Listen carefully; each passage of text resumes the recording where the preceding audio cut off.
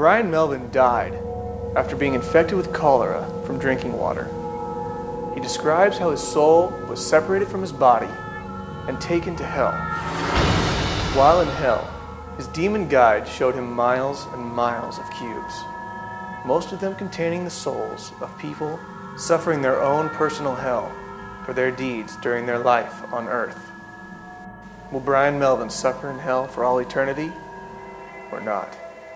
Next, on Stories of the Supernatural. We were walking in another segment of hell near the back recesses of the wall, another segment of the deep dark pit. And we're coming to this one pit there was one place, and the cube was open, and inside there this demon was trying to get me to go inside this cube in what looked like a dentist chair. I'm not afraid of dentists at all, but this thing looked like a dentist chair to me, with all these hideous creatures in there trying to say, this is where you are going. And they want you in this cube here. And they were trying to get me in there. And I didn't want to go. And this part is very hard for me. Because you got to understand, you are so scared. And this whole time you're there, you're just saying, Jesus Christ, Jesus Christ, Jesus Christ. By that time, I was probably saying Jesus Christ so fast, Jesus Christ so fast, that it was a blur. That's all I can say. They wanted me in this cube, and I was scared. I didn't want to go in this thing. And like I said, throughout the whole time, you felt a connection with somebody from above, the Lord. And then all of a sudden, you could feel something coming for you. I was so petrified, I couldn't distinguish what it was. You could feel the footsteps walking behind you, and the ground thundering.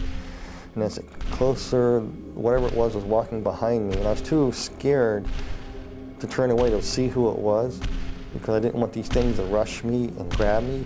And all of a sudden, they started coming toward me, and then the presence got right behind me, and they all scattered. And that purplish, big, tall, demonic creature, the regal creature, kind of backed slightly away and kind of bowed and kind of walked out, just kind of slithered on into the mist, into the darkness of hell. And the Lord was carrying me up.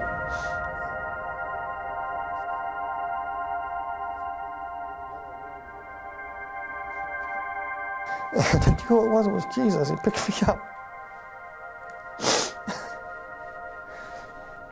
This part I remember though so clearly. He just picked me up in his arms, and I could see where they crucified him. As he's holding me, his bones are pulled apart. He's saying, you pulled apart my bones.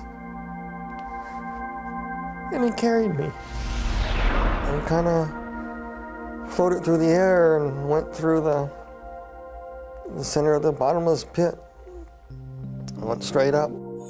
I remember bits and pieces of being taken to a hospital and waking up in a hospital room, and nurses poking me. And when I woke up out of this thing trying to breathe, I grabbed the doctor and said, I'm not in a cube, am I?